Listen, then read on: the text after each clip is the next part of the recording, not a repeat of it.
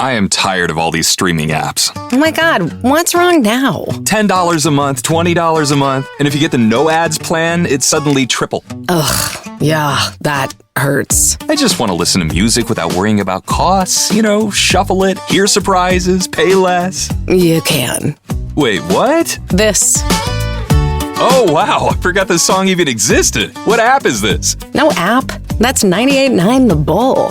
That's called radio. Welcome to Talk Cosmos, the show where Sue Rose Minahan and her guests bring you insightful conversations to awaken heart and soul consciousness. Come journey with us exploring the meaningfulness of astrology's energetic cycles and get ready to understand your path in the cosmic roots of the stars.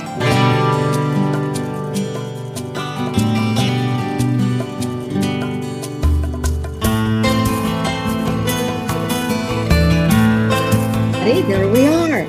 It's Mother's Day, and today is the 10th of May, and it's the moon. So we're looking at the emotional construct of everything that we have, our memories, our habits, our history. We can always change our history. That's the beautiful thing about the moon. And let's find out. We're now ready. We'll just begin. Talk Cosmos explores the journey from the dark new moon to the full moon's blossomed brilliance. In this second week of the month, we look at the moon, our emotional anchor, as this personal planet weaves the past into the present through our memories, feelings, and habits. To decode this month's lunar beats shaping our world, let's meet the astrologers who will connect the moon's emotional story to our lives here on Earth. I'm Sue Rose Minahan, founder of Talk Cosmos since 2018. I'm an evolutionary astrologer, consultant, speaker, writer, vibrational astrology student, Dwarf Planet University graduate, Kepler Astrology Toastmasters Club charter member. I have a fine arts music degree plus a certificate in jazz. I'm an artist, musician, and certified color energy life coach. Especially, I love mythology and esoteric philosophies. I'm Amanda Pierce. I'm a soul-centered astrologer, blending intuition into my practice. I believe the universe is always working for our highest good and seek to empower my clients in our readings. I teach a 4-week series of empowerment-based meditation classes that connect you deeper into your own intuition and innate power. I work in communications with a passion for employee experience. I also have a BA in psychology. I'm passionate about healing and enjoy helping others create new realities and shift old paradigms. And like the Sufi poet Rumi says, you are the entire ocean in a drop. Hello, Amanda. Hello. Nice to be here with you, Sue. Oh, thank you. I agree totally. And there's always so much that we say that I try to say a little bit, but I think before, but I'll say it now. These lunations, they're really asking us to take the whole part of ourselves rejected and be new dimensions or avenues of wisdom. And I think it seems like a tall order, but yet, I have to trust the universe that we can do this. So right. That the universe isn't giving us more than we can handle. Right. That's right. That's right. So happy Mother's Day, folks. Yes, indeed. It is the 10th today. And that includes not only all the moms that so carefully throughout, that raised me, that raised you, Amanda, that raised all of us, that anybody from birth until our adult years many times, but for people too that have creative energies, creative projects or leadership in any fashion. You can, or have pets. I didn't add that. Pets too. Many mamas there. Or plants. You can be a plant mom. Oh, thank you. I forgot to put that in. Yes, indeed. I have an aloe vera plant. It helped me last night. Thank you. Yeah, and lots of love to that portion of ourselves that's nurturing to ourselves and to others. Indeed, especially when our parents go. It's so true. I find that finally I'm beginning to recognize that. I'll say it. I even found myself last night thinking, it's been some years now, like how could she leave me when she knows I'm going to have to die and all alone? I thought, Sue, that's how it goes. You have to be a big girl now. Not that I'm dying. I'm thinking, gee, we had Attenborough. Did you happen to see that on TV? He's 100 years old. David Attenborough, who does all the wonderful things, 100 years. So they celebrated him. We're many years ahead, I guess. Well, happy Mother's Day to all of ourselves. The 2 moons that we're working with for right now is one on the 16th of May at 25 degrees, 58 minutes Taurus. It's almost at 26 degrees.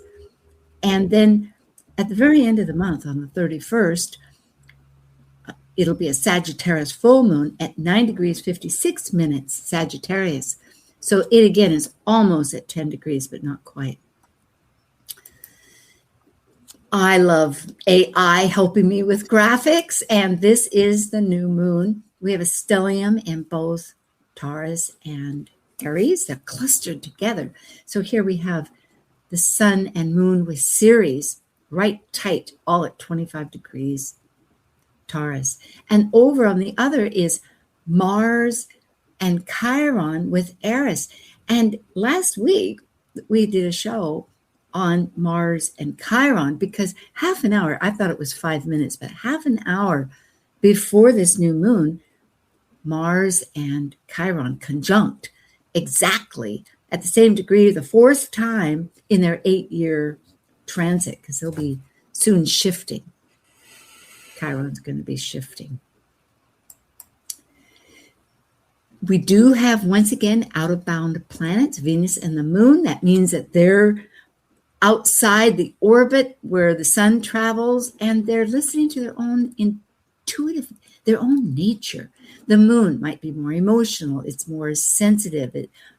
All the things that we think about the moon, more protective. Go ahead. Well, and out of bounds, it's out of the standard structure that the planet operates in. So there's more possible when a planet is out of bounds. More possible. Ooh, I love it. I'm going to write that down. Indeed. Pluto is retrograde, and Pluto stationed retrograde on May 6th at 5.5 degrees Aquarius, and it goes direct in October. So we'll be following that, and that'll be at 3 degrees Aquarius.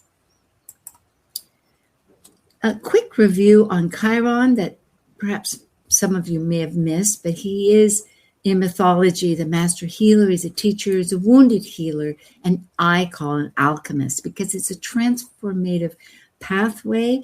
It's a bridge between our inner and outer planets, Saturn and Uranus. That's how he orbits.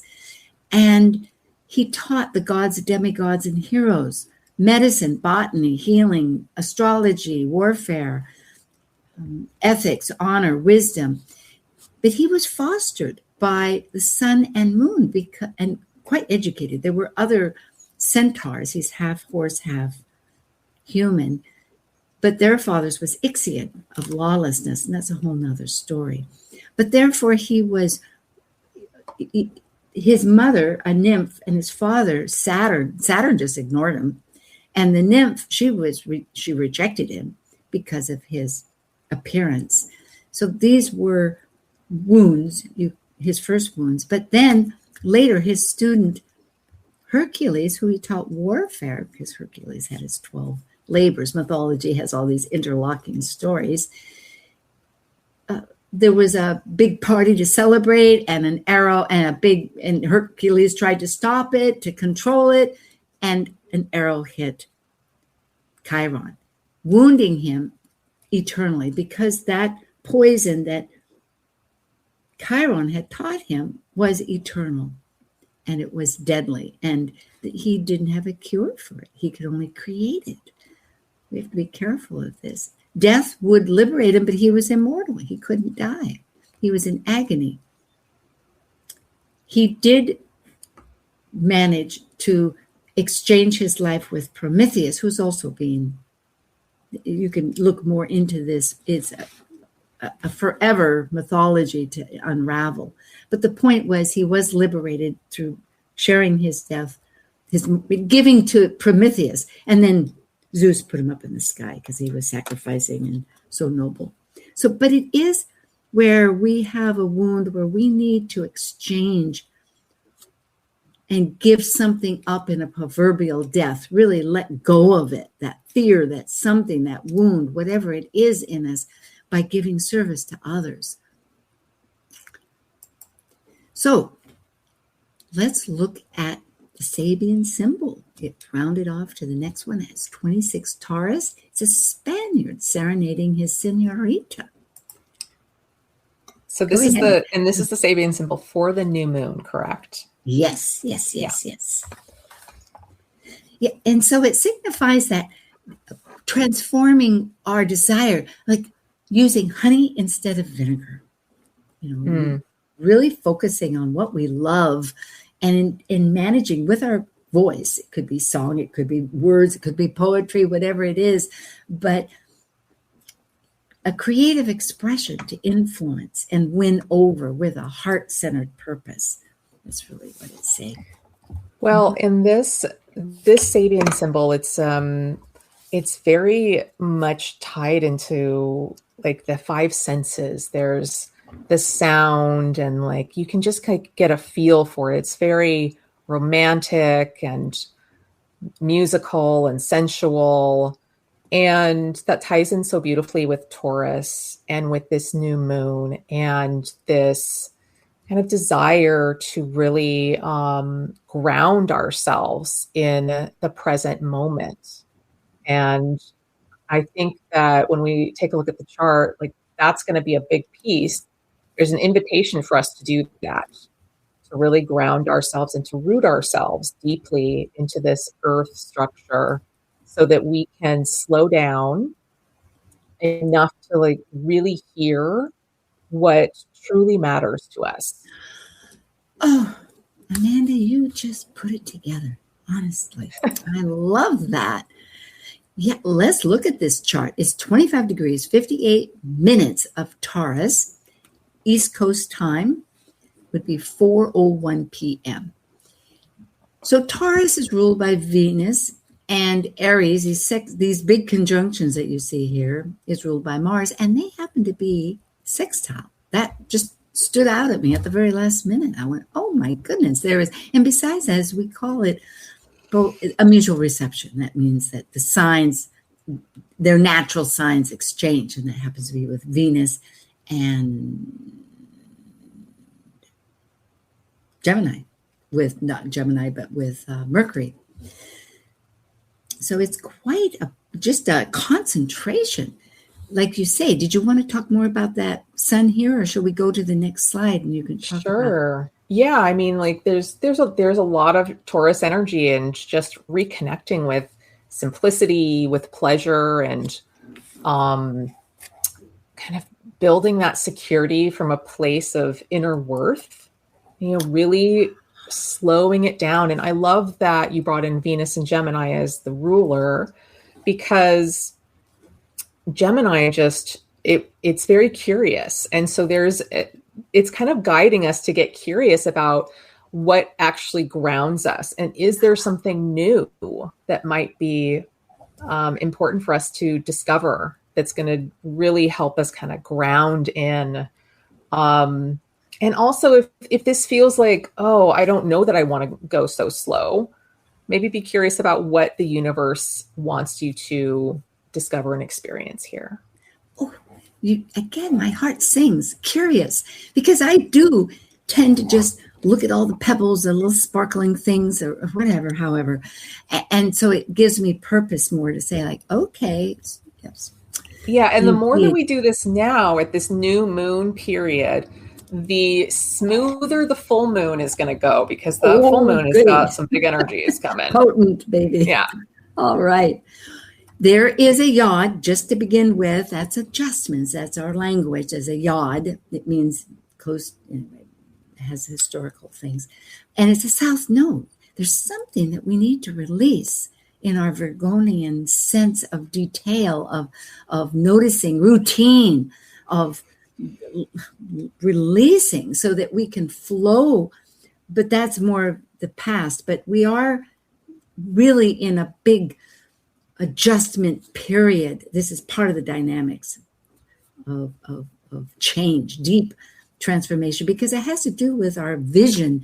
And more than that, with Neptune, but more than vision, how we see our altar, how we see our hearth, Vesta, like what is sacred to us truly in this whole dimension.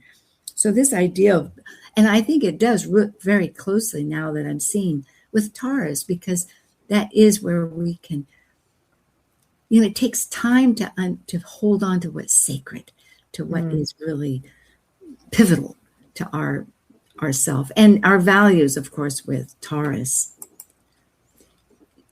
As we go into the next chart, which really is the whole chart, just to remind people, this learning triangle is pretty of great focus.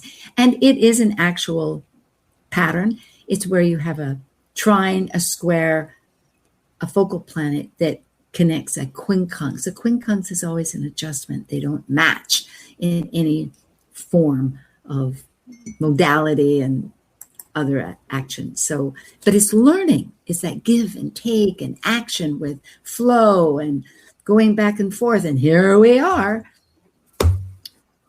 Uranus is pivotal in quite a few patterns. It just entered Gemini, that curious energy you were talking about. And with Pluto, with Juno, that I know you want to bring attention to, that I'm eager to hear, because that's our contracts and we're transforming them and releasing that Virgonian sense. Not all of it, of course, that's what anchors us, but yet how is it being dysfunctional? It's always with where do we need to shift over to that opposite polarity, which happens to be Piscean wholeness. Yeah, and I'm glad you mentioned the Pluto-Juno conjunction, because that is in that quincunx to the south node. So there is some discomfort with stepping into, or I guess evolving our relationships, and with this Pluto-Juno conjunction. So this Pluto and Juno have been traveling together for quite some time, and they will continue to travel together up until about December of this year. So they were just conjunct April 19th. And let me see if I have it down. They're again conjunct in July and again in November. So this is, like, we're really looking at what needs to shift with our relationship contracts and any type of karmic bonds that we have. So Pluto, it wants to destroy any type of relationship dynamic that is not correct. And Juno really wants to have an enduring sacred bond. And in Aquarius, it's about freedom and authenticity and looking towards the future. So we're moving out of dynamics around enmeshment, codependency, these situationships in our lives, these types of relationships that are not serving us, where there may be plutonic energies like control or jealousy or possessiveness coming in. So these are up for us to purge so that we can transform our relationships into ones that have greater freedom, equality with more depth, and individuality that will strengthen the intimacy instead of threatening it. Oh boy, yes. Intimacy, that's a great ending rather than threatens, because unless we have a trust, and Pluto many times is all about trust, betrayal and trust, power and powerlessness. Yeah. If what has been serving and feeding, and you're right, we rely. After a while, it's habitual. Our habits are such that it supports us. We rely on that.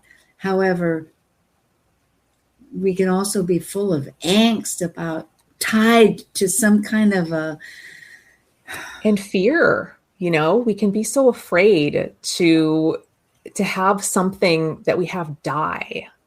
It is because this is Pluto. It needs to go through a death so that it can be reborn as something better. And sometimes the relationship isn't going to survive, right? Sometimes it will, sometimes it won't. Mm-hmm. It's true. Or somehow it changes. I have found that I'm very reluctant to ever give up on a close relationship. There's history there why. However, as one lives and longer, it happens. And so one needs to compost one's own meaning to how you because you still love that relationship in some strange way. Love doesn't just extinguish itself, but it needs to shift how I think that light is reflecting to you something that gives you that nurturing. And here we have Ceres, it's at 25 degrees, Ceres, who's nurturing grief, that the inner dwarf planet between Mars and Jupiter in the asteroid belt, but she's actually a dwarf planet.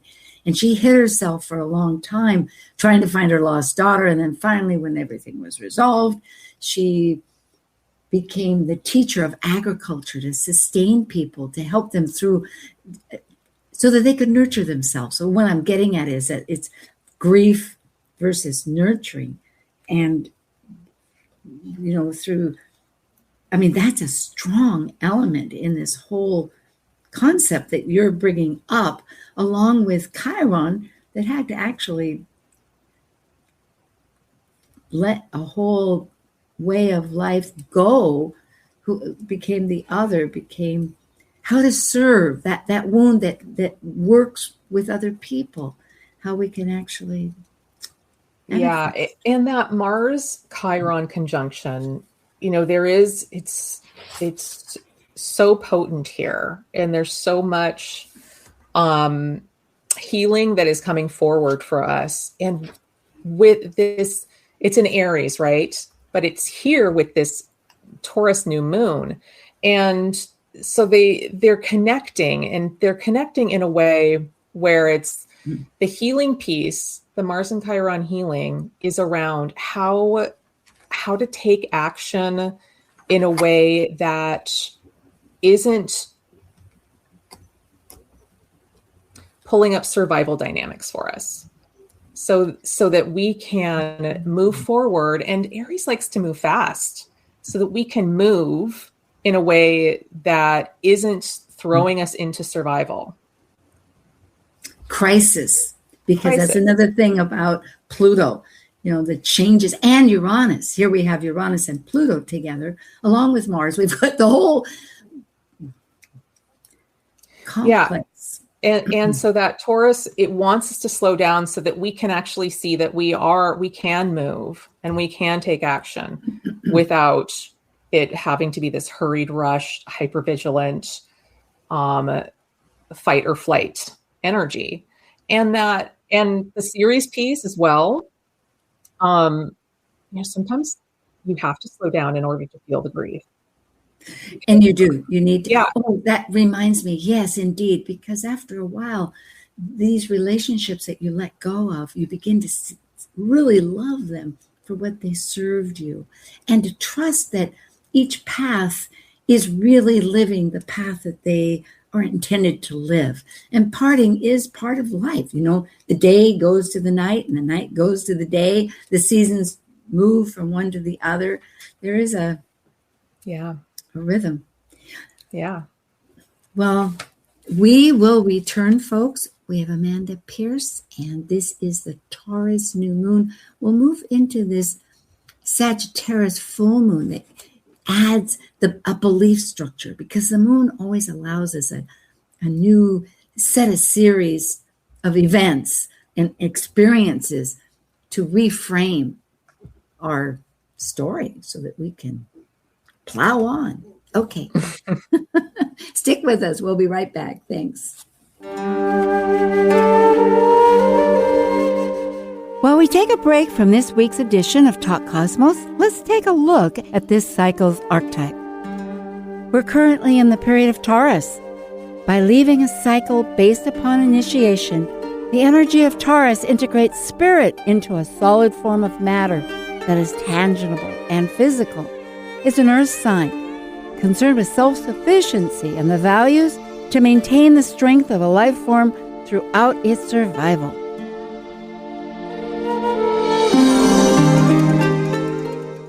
Talk Cosmos ignites insightful conversations to awaken heart and soul consciousness with hour-long programs every Sunday at 1 p.m. Pacific on KKNW. Also available to watch live on the Talk Cosmos YouTube channel and Facebook page. While you're there, make sure you click their like and subscribe buttons so you get the full Talk Cosmos experience. You can listen to earlier podcasts since 2018, either on most podcast carriers or under the video tab on Talk Cosmos YouTube. To join our expedition and find out about upcoming programs, sign up for the newsletter at talkcosmos.com and launch your week into the cosmic wonder. This is Martha Norwalk. Every Sunday morning, beginning at 9 a.m., thanks in part to the Ananda Institute of Living Yoga, we cover the world of animals. This week, May 17th, it's Behavior Training and Healing Sunday with me, and talk with your human or animal loved ones on this side or the other, and personal readings with Natasha Venter. Hope you can join us and plan to call in with questions for either one of us or a personal reading with Natasha Venter. Martha Norwalk's Animal World, Sunday morning, 9 a.m. to noon, right here on Alternative Talk, AM 1150. Want to hear something different from talk radio? Keep your dial on Alternative Talk 1150. Hi again, Amanda. Amanda Pierce can be contacted at amandamoonastrology@gmail.com. Info at Talk Cosmos. And on our program, here's a quick review of the programs this month. Next week, I'll actually be solo. I'm going to be talking about time cycles or time travel and how that relates to identity consciousness. Very much akin to some of these cycles that we've been talking about. And then we have more about Uranus. It's such a heavy hitter this right now, 7 years, along with all the other, because patterns going on. And here's another review of that. And Laura, Dr. Tad, has her Moon Journal, especially for Moon people here. It's quite, you can find out about that and ask her more about it at mythicsky.com. Well, I looked at my notes. There's so many things that seem to be so well expressed in the written page, more than my head here. But this, as we'd mentioned, with that new moon, I was thinking it's what Chiron's asking in the new moon is to put in, with that Chiron, to put an end to old scripts that we thought that we were or not. And it's in making, I was thinking about the slowness with the Taurus that you had brought up. It's making daily adjustments, incremental little ones, to activate our thinking so that we can begin to include all of ourselves. Because we all have parts that we have excluded, thinking they're not functioning, but that's not true. Regardless, they're part of us, whether we piggyback them or do something, cradle them, love them, hug them.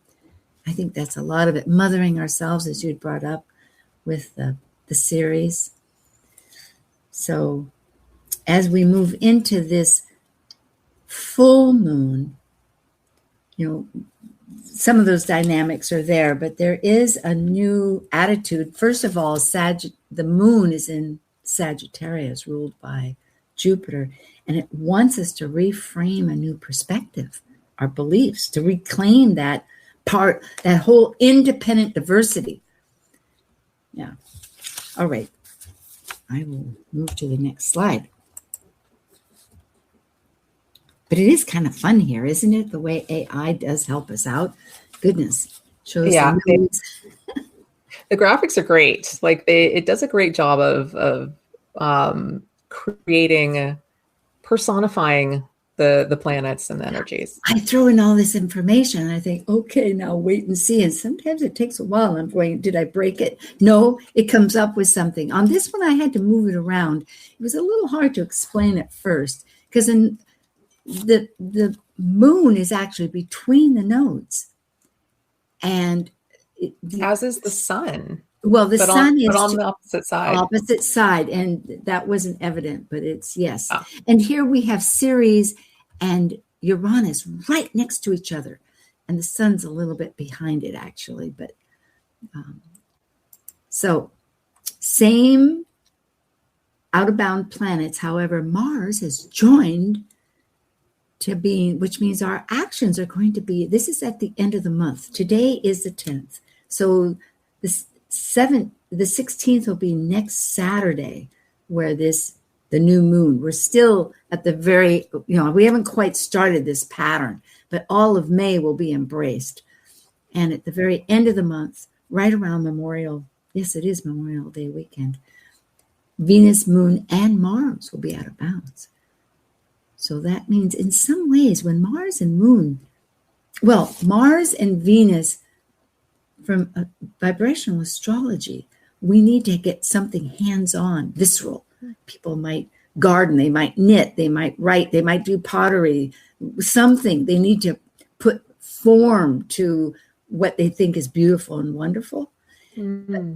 Moon and Mars seems to me to be often when Mars says, we're cutting this emotional tie. We're starting a new emotional journey, and that breaks you away. It separates you from what you had. It's quite I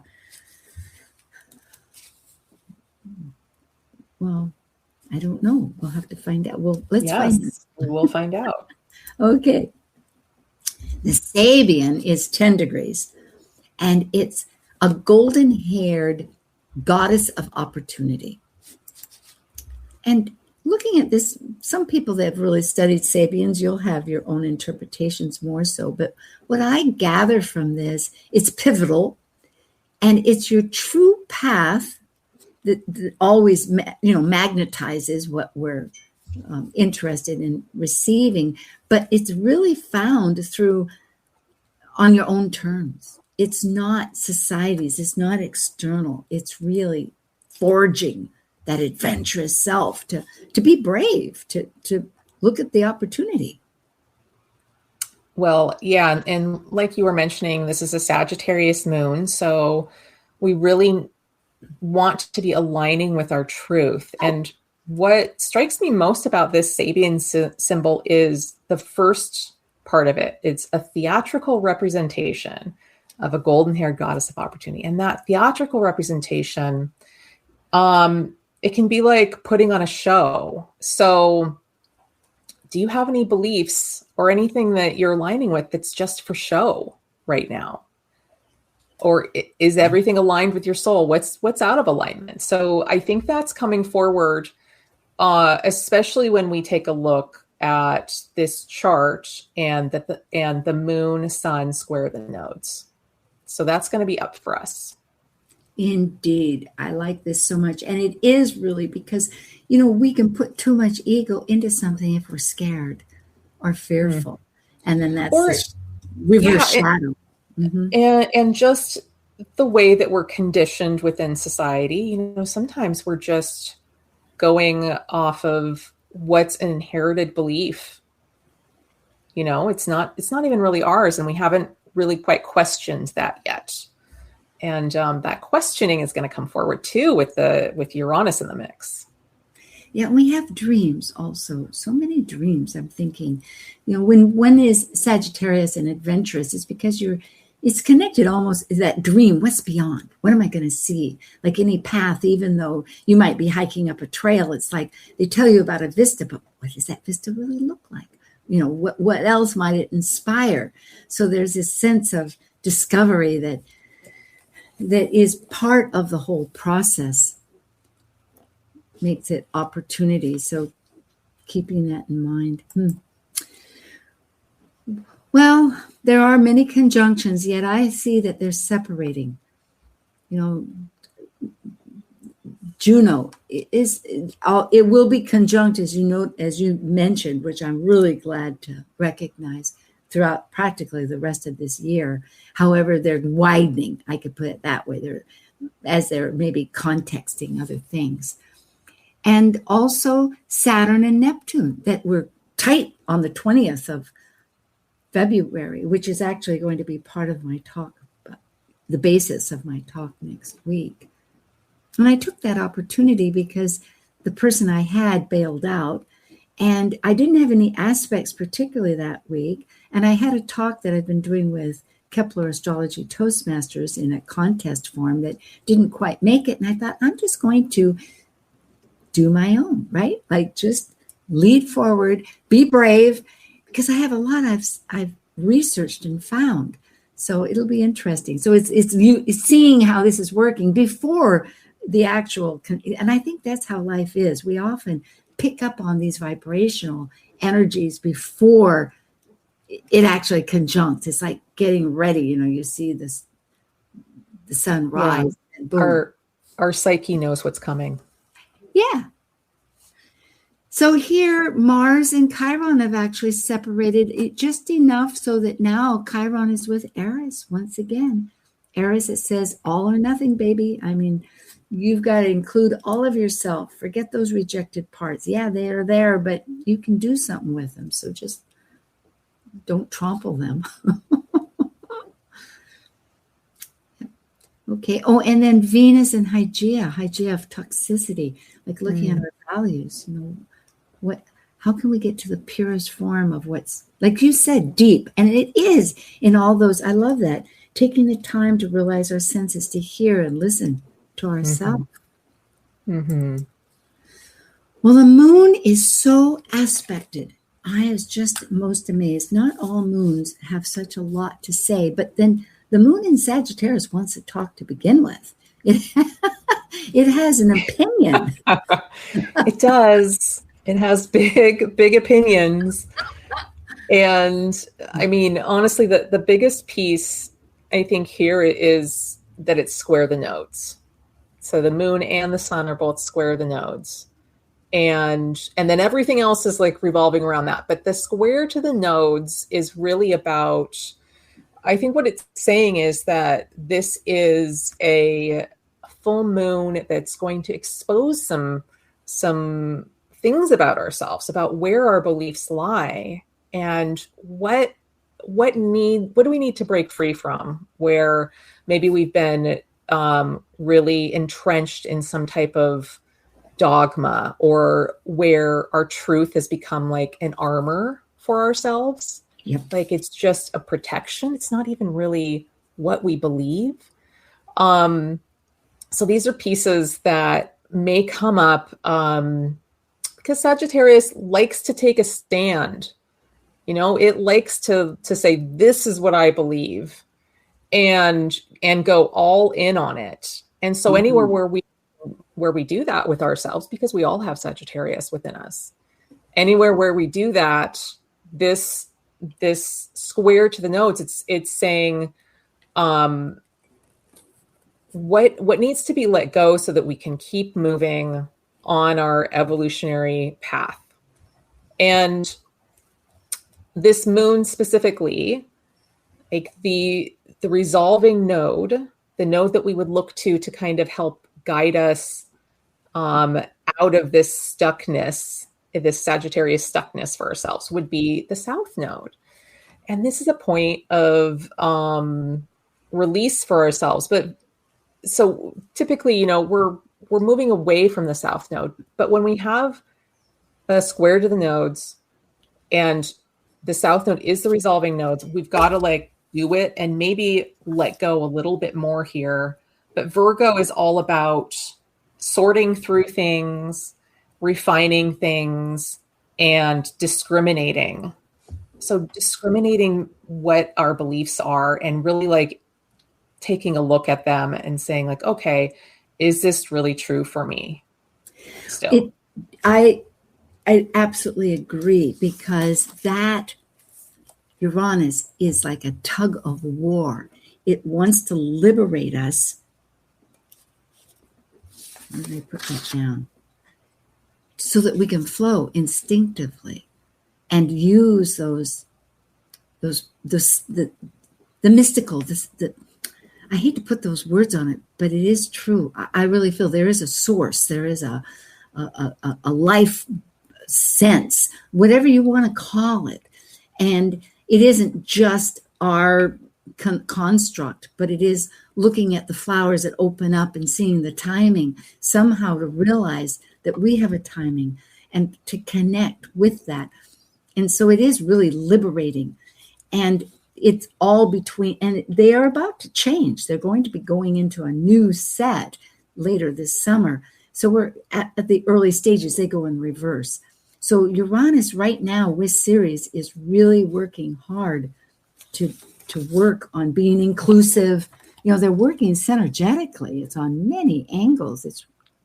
So the moon is square the nodes, but then also Uranus is square the nodes and the sun is square the nodes. So well, it is. This is the closer one, because if we go back to the earlier slide, in a sense, the sun and moon opposition is really working in tandem with that you're mentioning with Pluto and Juno to reconstruct to purge. So we're having all these dynamics. Yeah, our relationships emotionally letting go. Our relationships are getting pulled into this, into what are our needs and whatever, and the transformations that are happening within our relationships are supporting us, supporting this emotional journey that we're on, and supporting the shifts that are happening to our identity. Yes, it's all about identity. Yeah. And that's really my focus for next week too, because our consciousness is very much akin to what you're saying, to decondition ourselves so that we can hear ourselves. Each of these are incremental steps along the way. If we can just trust the moment with the moon to begin with here, I find this so valuable, because it's not just one simple, it's like in any food preparation, you have many spices. Yeah. You know, I remember learning that to make, I was told when we lived in Mexico that cilantro was very important if you wanted food to really taste, you know, Mexican, which I need to ask other people about. But anyway, you can't find very good cilantro here in Hawaii.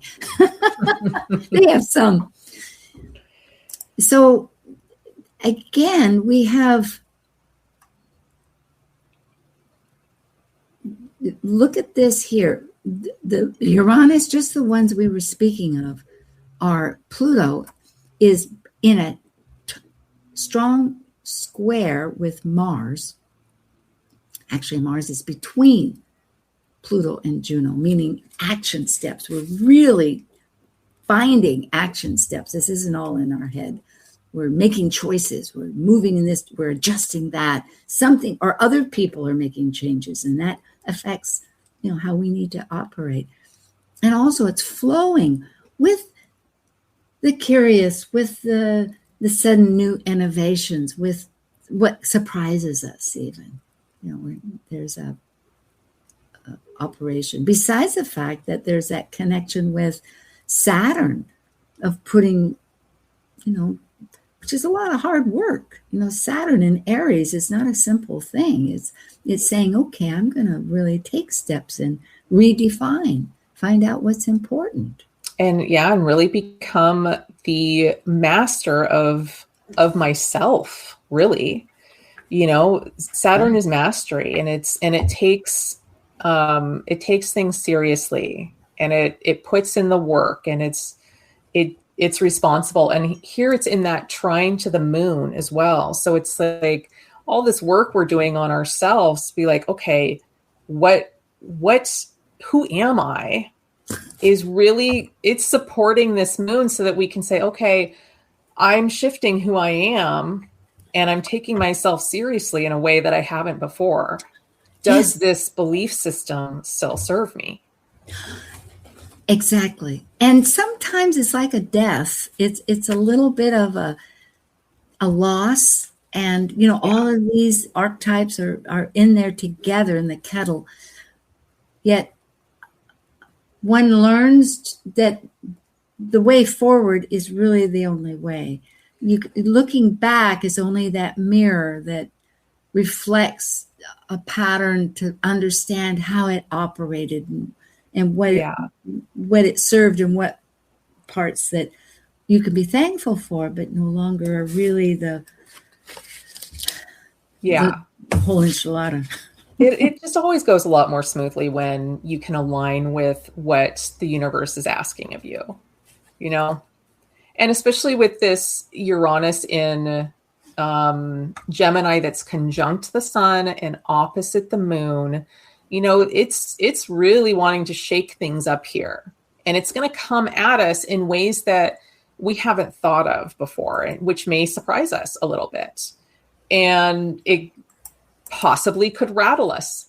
But the way that you resolve this tension that Uranus is bringing is to go into the flow, because it's the North Node in Pisces that is going to help resolve that. So we're working the North Node in Pisces with Uranus and the sun. We're working the South Node in Virgo with the moon. So it's very dynamic, this full moon. And this is towards the tail end of this North Node Pisces, South Node Virgo energy, where we need to surrender into the flow and we need to be more discerning at the same time. And so this full always use that strength, yes, of Virgo. Ultimately, the South Node's not just to correct maybe where it wasn't quite useful.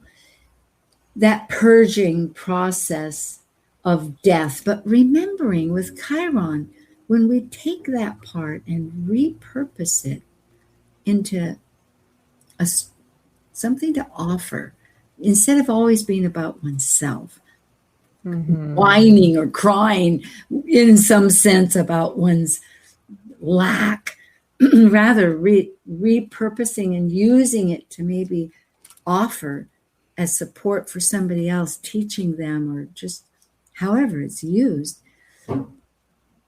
changes that grief, from into acceptance and love, nurturing.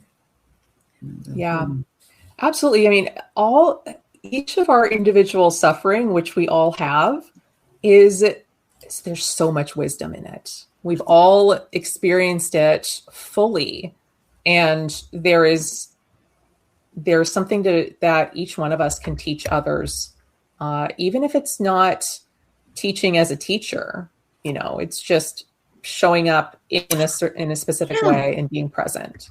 Those little steps, they help to add new experiences, and those new experiences can spiral and connect with other parts of ourselves and other people that reverberate.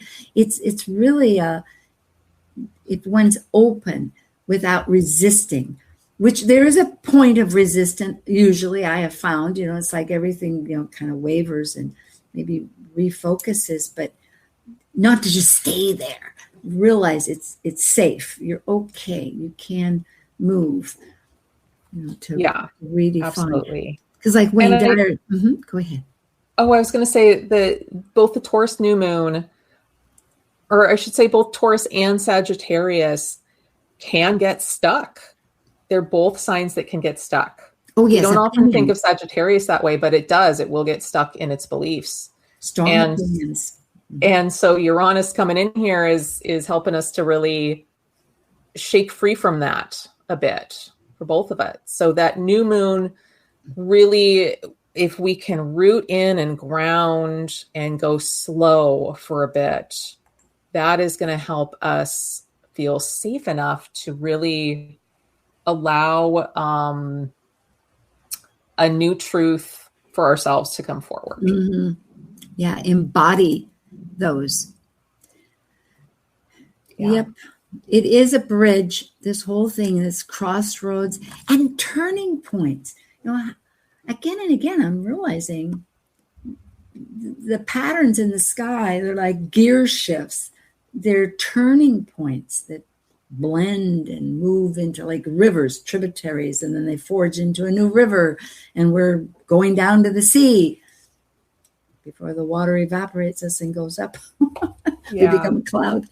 But it's going with the flows to some extent of of this whole inner dynamic, and that,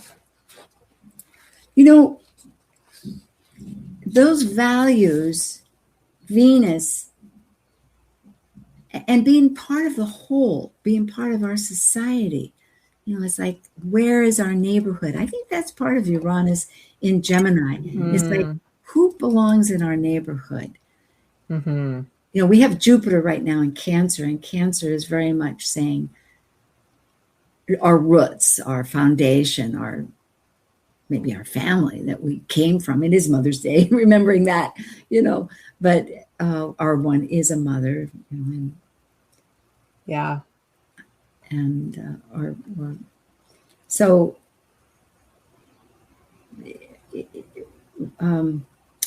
but looking at our neighbors and our context of our nations, the whole world is beginning to shift about how we connect, how we consider to be part of our group.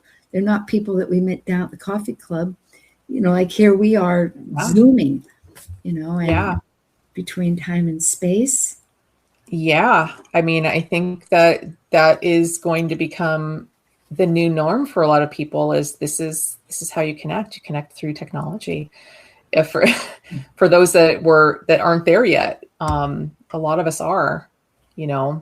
This is one of the main platforms for connecting.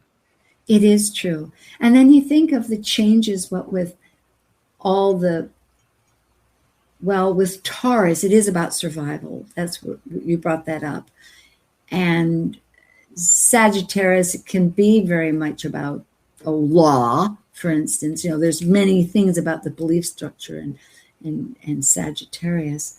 But when it comes to our survival, it is a matter of interconnecting. I think that's where Pluto in Aquarius helps a great deal, because it isn't just our little cell group.